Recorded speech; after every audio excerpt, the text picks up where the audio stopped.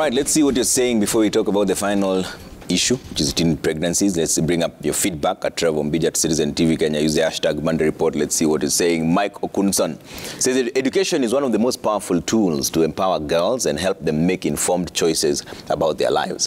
When girls are educated, they are less likely to get pregnant early, more likely to delay marriage, and more likely to earn an income. Is this a fact, Dr. Masha? Yes. So this is linked to education levels as well? Yes. Actually, Trevor, for HIV, we say that for girls just being in school and transitioning to secondary school, we reduce the chance of getting HIV by 62%. 62%, yes, more than half. More than half, if we just let them stay in school. And if you add knowledge, then that goes to almost 80%. Okay. So that's a fact. All right, let's bring up more feedback coming through. Sir Nixon was the next one I saw, saying, educationists, please support sexuality studies from early stages of life, emphasizing on sexual and reproductive rights, consent, and how to best protect oneself against sexually transmitted infection or unplanned pregnancy. Hold on for that a bit. Just, do you agree with this? Because this in itself is a big conversation. There are parents who say, my child is too young for this kinds of conversation, it's not that immoral, and yet deep down here it's books and underneath the books and all that. So how do you deal with this when the parental structure or the societal structure somehow buries its head in the sand, that this is not happening?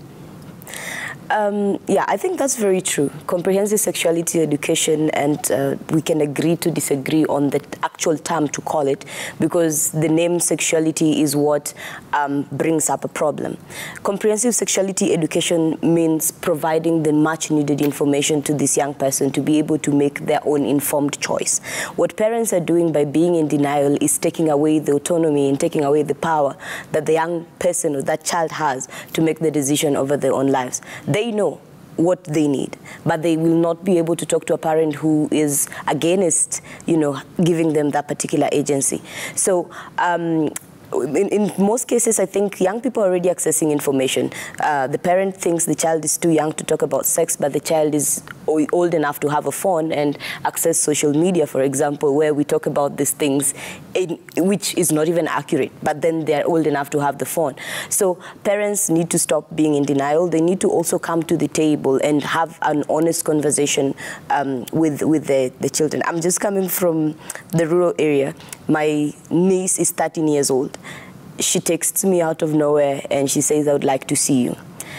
She can't talk to the parents, but she can talk to me. So I quickly ran over to hear what she has to say. But then it's nothing sexual, but it's because of how the rapport that I've created with her, and I've also come to know that she's in a very sensitive transition phase right now into teenagehood. So that conversation and being open-minded that this is something that is happening. This is something that is affecting the young people. And most importantly, that the times have changed.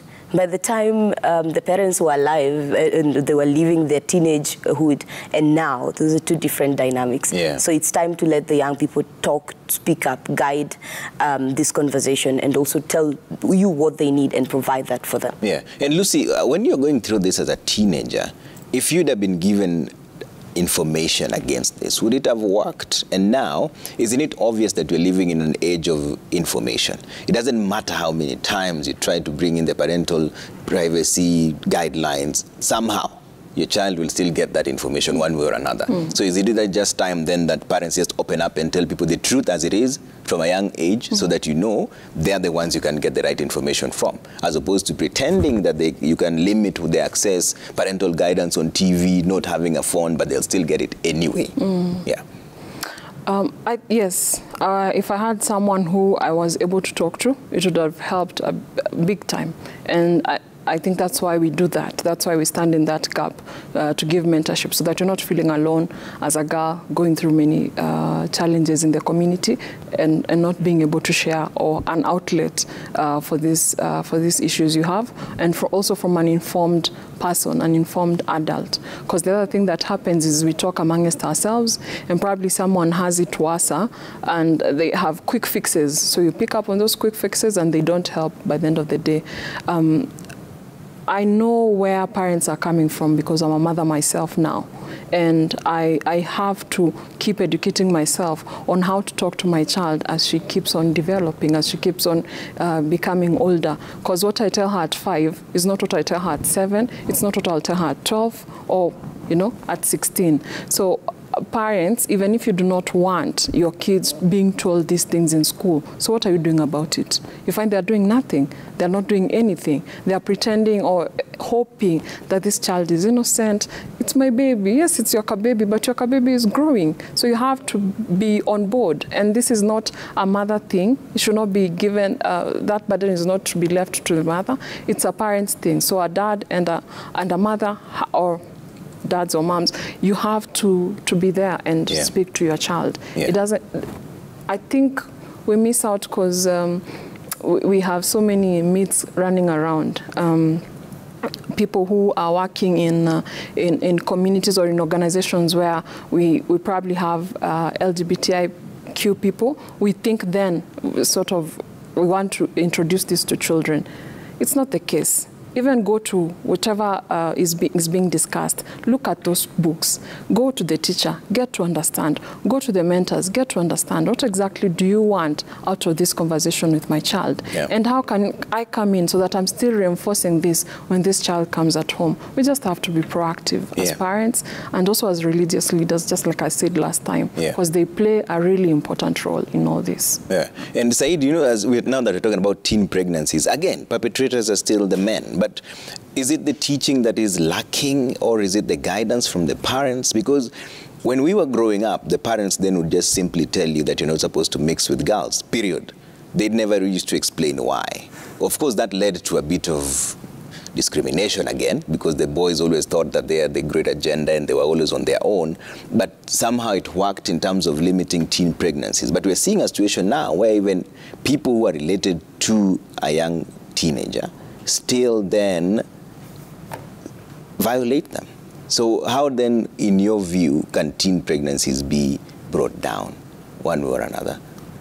Sure, Trevor. I think sometimes we might, when we're talking about teen pregnancy, we might find ourselves in a blame game.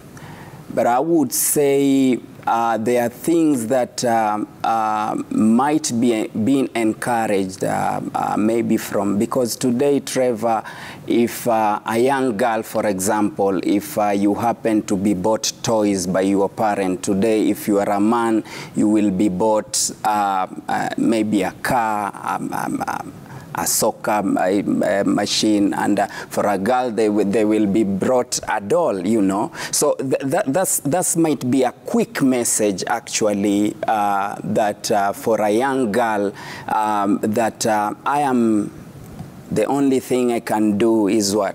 Just nursing a baby. And I'm saying this, and I'm not saying this that the parents are not doing the right thing, and I'm not blaming anyone, but I'm saying they are metaphorically signals sometimes we send at an early stage, because I might raise, and I know for me in a male chauvinist society or in a feminism community, knowing that my role, maybe especially in the village, my role is just I should grow, get married, and have a child, you know. But here we are not talking to that end of marriage. We are talking about teen pregnancy.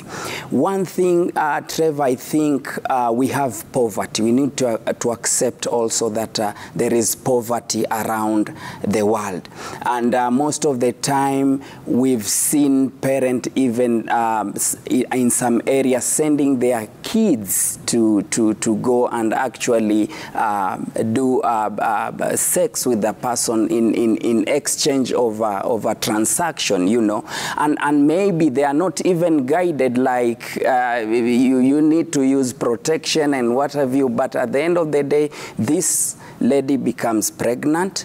This person who impregnated this lady don't want to take responsibility. Actually, you are being shifted to another county or another village so that you can go there. You will come back when you've already delivered. So I think there are conversations that people are hiding, people are getting shy to speak about it, and at the end of the day, they are really putting us in a mess, because you will imagine, Trevor, like the way you were saying, there was a time we were told, don't associate yourself with boys, you know, and the message is not clear. You are told, don't sleep with men. A girl is told, don't sleep with men. But here, a girl is impregnated and say, no, we did not sleep. We just sat somewhere, you know. And at the end of the day, I think we need to deep down our message, like kindly, if this is what you will do, if you engage in sex, these are the consequences of sex. There is STI,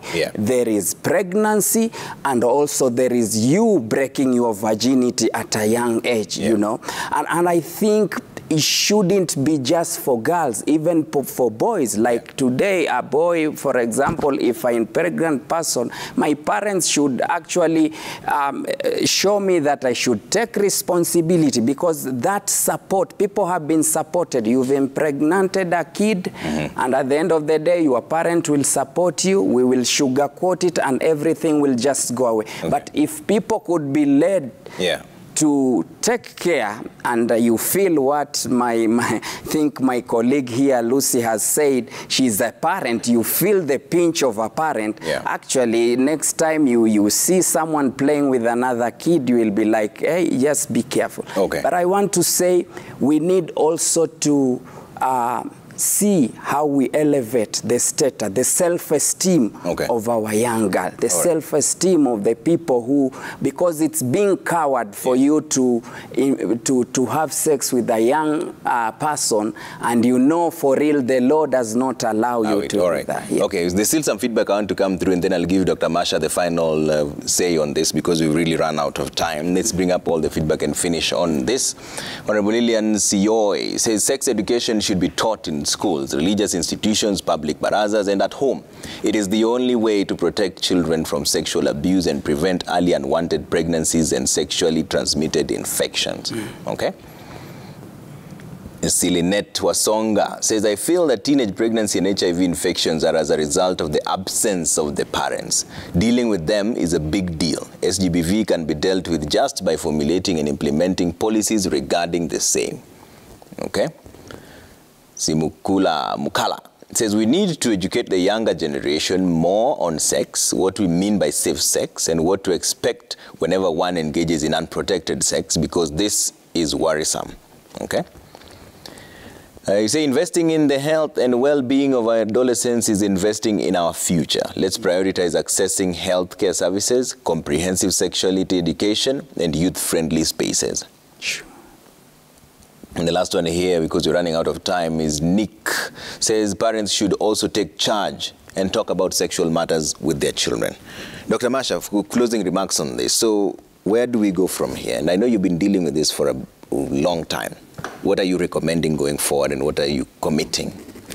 So I think there are two issues. One is that we need to recognize that the impact of these challenges we're talking about are very, very high. One, the impact on the socio-economic of this country. We are speaking about a youthful nation. So if that bad of adolescent is where the problems are, then they deny us an opportunity to get the same young people to build the economy of this country. Number two, we also need to recognize that diseases such as HIV are very expensive. Every year, if you just look at commodities alone, we say that we budget about 25.4 billion Kenya shillings for just HIV treatment, diagnosis, with just about 6 months of a buffer. That's number three. And we have to take it as a country that this is something we must invest in. Thirdly, I think we also have to think about the investment in prevention. And the investment in prevention is the investment in the education you're speaking about. It's the investment of us being here today. It's an investment of taking someone like Ahmed to go and speak to the community that speak his language and be able to get that audience and pass the message. So there has been, of course, the fallacy that you can do this only from the sitting room of your home. It needs all of us to think about how do we share this resource basket that we see education, awareness as an investment to our children. I like what has been said by most of the viewers here, that where are the parents? But also I want to say that we may assume that family, one size family fits all. Sometimes you think of a father, mother, and, you know, that kind of a setup of a family. We have children living alone. I have witnessed even some of the girls that we hire in our houses telling you they have left their children in some neighborhood where the neighbor checks on the child. So we recognize in all these factors that because of poverty, because of different circumstances people find themselves in, then we have to invest in a platform. If it's not at home, so where is it? It must be somewhere. Then that somewhere must be a school, because a school is a public institution. So if you agree you're offering education, then we must agree that the school is a common space. And then, of course, we can talk about the religion platform, but the school is a state-controlled machinery that actually you can imagine that we sit here and wait for a child to pass through 8 years of schooling and then start following her outside the school to tell her things that you should have told her in the school. So that's, for me, is a wasted opportunity. Okay. So we probably may think differently. And, of course, people coming together, agreeing on some of the things, disagreeing on what they don't agree on. But bottom line, I think everybody agrees we must teach the children. All right. Thank you so much for making time this evening, ladies and gentlemen. It's been a fantastic conversation. We need to keep having these conversations. Dr. Ruth Laibon Masha, CEO, National Syndemic Disease Control Council. Lucy Wanjiku Njenga, Executive Director, Positive Young Women Voices. Joyce Ouma, Campaign Officer, Y Plus Global. And Ahmed Said, Executive Director, Kwale Network of People Who Use Drugs. And most important, thank you all for the engagement we've had. This is a conversation we must keep having even amongst ourselves, because at the end of the day, you have to be your brother's keeper. All right? My name is Trevor Mbiji. On behalf of the entire team that made this possible, say good night. Have a great week ahead. We'll do this again very soon. All right? Bye for now. Thank you, guys.